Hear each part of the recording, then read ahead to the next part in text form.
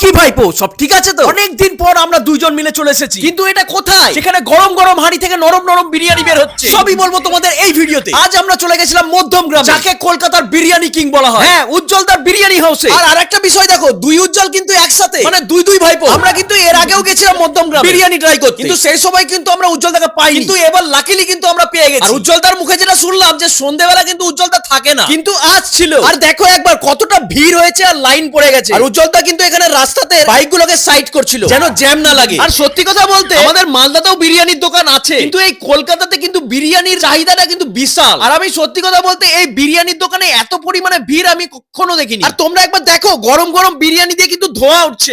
ভয় নেই ভয় নেই, আমি ওই ফুড ব্লগারদের মতো বলবো না এই দেখো বিরিয়ানি, এই ঘি পড়ে গেল, এই মাংসর পিস দেখো। শুধু এতটুকুই বলবো যে বিরিয়ানির টেস্ট কিন্তু দারুণ ছিল। আর মাটনের পিস গুলো বেশ অনেকটাই বড়। আমরা এর আগে যখন গেছিলাম মাটন বিরিয়ানি খেয়েছিলাম 250 টাকায়, কিন্তু এবার এসে দেখলাম 20 টাকা বাড়িয়ে দিয়েছে, মানে 270 টাকা। ফেমাস মানুষের বিরিয়ানি বলে কথা। বিরিয়ানির টেস্ট তো ভালো ছিলই, তাছাড়া উজ্জ্বলদার ব্যবহারও কিন্তু খুব সুন্দর ছিল। তো চলো আজকের ভিডিওটা এখানে শেষ করছি। ভিডিওটা কেমন লাগলো অবশ্যই কমেন্ট করে জানিও। আর উজ্জ্বলদার বিরিয়ানি কে কে ট্রাই করেছো সেটাও জানিও। দেখা হচ্ছে অন্য কোনো ভিডিওর সাথে, ততক্ষণের জন্য বাই বাই।